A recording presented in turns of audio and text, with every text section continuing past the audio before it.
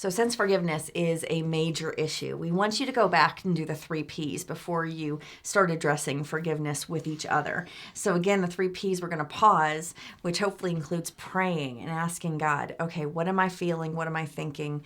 What's going on? And you're processing what God is saying to you and the different angles of this issue and what's going on. It's so powerful to take time to process with God, because whether you are seeking forgiveness or granting forgiveness, there is a human component that limits our understanding of an issue. And God, and only God, can give you that compassion and perspective for your spouse, what it's like to walk in their shoes. From that, you can plan what you're going to say. And hopefully that includes not minimizing the issue and being very earnest in what you're experiencing and what you're thinking. So please take the time to do the 3 Ps. It is not just an added step that Scott and I put for kicks, like it'd be fun. Why don't you just add one more thing to your lives? We know you're busy and we think it's really important. So definitely do those 3 Ps before you talk about forgiveness with your spouse, no matter which side you're on. And so step one is, as Abigail just said, to do the 3 Ps. Confess to God. And this is that no strings attached confession, which is so hard to sometimes do, and say, here's what I did. And then once you confess to God, now your plan is what you're going to say to your spouse. In this case, you're going to confess without condition. I did this. That's all it is. It's not, I did this. If that hurt you, I'm sorry. But it's because you. None of that. I did this. And it's important that you're able to do that. And then the third thing is to take responsibility for the pain, the hurt you've caused, because you have, right? And be able to say, I did this, I see what I did here, and I see the pain that I've caused by my actions. It's not excusing their actions, but that's not what you're apologizing for. And just because somebody did something to you doesn't mean it gives you a right to hurt them. Let that sink in for a moment.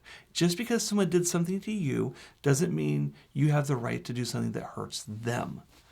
Then the fourth is to assure them that through the power of the Holy Spirit, you're going to make changes to try to never do this again. Now, some people get caught up in this word try, and that's the hard part, right? This idea of, what do you mean you're going to try? Don't do it. But here's the thing. There may be a deeper reason why I'm acting out in a certain way. And it may be something that's a deeper seated issue than I actually realize. So if I say, I promise I will never do this again, and then I do it again, I not only have now done it again, I've now lied about it. And so we're trying to prevent you from going into more lies. This at the same time does not excuse and give you the ability to say, well, I just said I'd try. Because you're going to do this through the power of the Holy Spirit. You're going to be praying to God for the strength for Him to lead you, but then also making specific changes. So it's not like, yeah, I'm not going to do that anymore. It's, I'm going to do these steps to try to ensure I don't do this again. And that's when you get to the fifth step. The fifth of 6 steps is to now apologize and ask for forgiveness. But what you've been doing is laying a foundation and not a manipulation. This is after truly seeking God and that you're here. So instead, you're laying a foundation to say, I recognize what I've done. I see the pain that I've caused. Here are the changes I'm going to make. Based on this, would you consider forgiving me? And then there's this last step. And this is the final step of seeking forgiveness. And it is not that Abigail would forgive me. That's up to her, and that's her process. The 6th step is to accept the forgiveness that's already been given to you through the death, burial, and resurrection of Jesus and your acceptance of it. And then to begin to let go of that. Because so many people end up holding on to it, that ends up hurting them. So your final step is to let go of it. Doesn't mean that you're reconciled and everything's hunky-dory. It just simply means you're ready to now move forward with reconciliation. But then the question is your spouse? And one issue that I just thought of as you were talking is pride. Sometimes pride keeps us from seeking forgiveness. And so that is one of those reasons, again, to start at the very beginning with going to God, because you need His help to earnestly seek. And although Scott's sharing the steps to seeking forgiveness, we want to be very clear that this goes both ways with both genders. It's not like one person is more the likely husband's to, always wrong, so I know, husband right? always forget. No. Women, we need to seek forgiveness as well.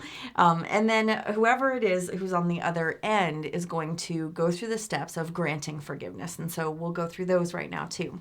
When you want to grant forgiveness, the first thing you do is go to God, and you're crying out to Him to give you that grace and compassion to allow you to even walk through this process.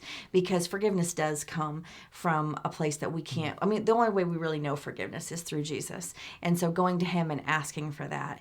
Sometimes people have asked through some of our story, how could you possibly forgive some of those things?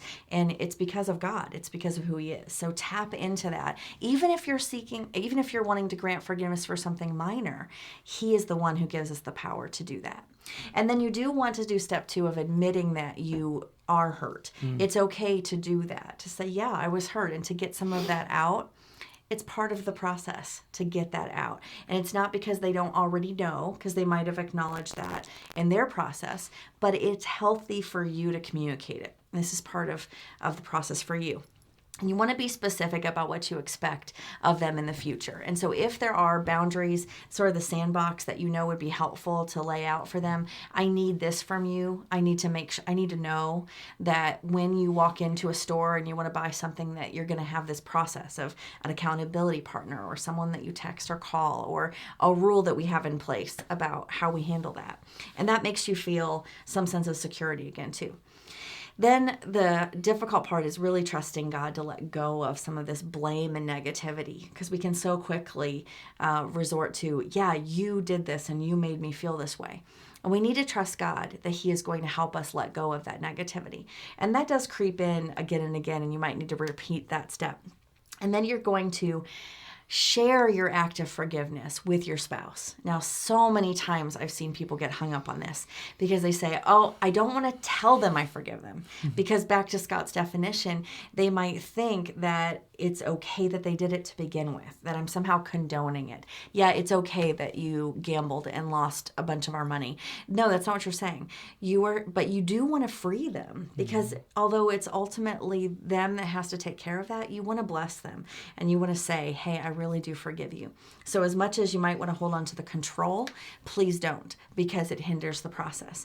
And lastly, as a couple, you're going to make a plan about moving forward. How are we together going to move forward in this issue, not let us be anchored down by it, but to learn from it and move forward to be even stronger than you were before. And that really is the beginning of the reconciliation process. Now, notice that can only happen once both have been communicated. I've communicated that I need to be forgiven, and Abigail's communicated that she's willing to forgive, or vice versa. There's been both ways on that. I've heard it both ways. And so the key to it, though, is that we've said, okay, we're ready to move forward. It doesn't mean we've swept it under the rug and we're just going to assume that we're not going to ever talk about it, because it's going to come back up. And so now, for this idea of reconciliation, what you want to do is go back to God, ask Him to lead you through this process, and to begin to reestablish a level of trust based on the background. And we see this in the Christian faith. You know, God offers us forgiveness. We have to be willing to accept it. And once we accept it, we then begin a process of reconciliation to become holy like He is holy, as 1 Peter 1 talks about. And so, or 2 Peter talks about. And so what we want to do instead is go to Him and not just rely on each other and our fallibility, but trust God and His infallibility, and that He will help us and help us to begin that reconciliation. If you need help with the forgiveness process, please cry out to someone for help. A pastor can help. Certainly the Family Greenhouse can help. We know that it's a difficult process, and yet one of the most rewarding ones, because on the other side, when you're reconciled, you are stronger than ever before, and that is a good place to be.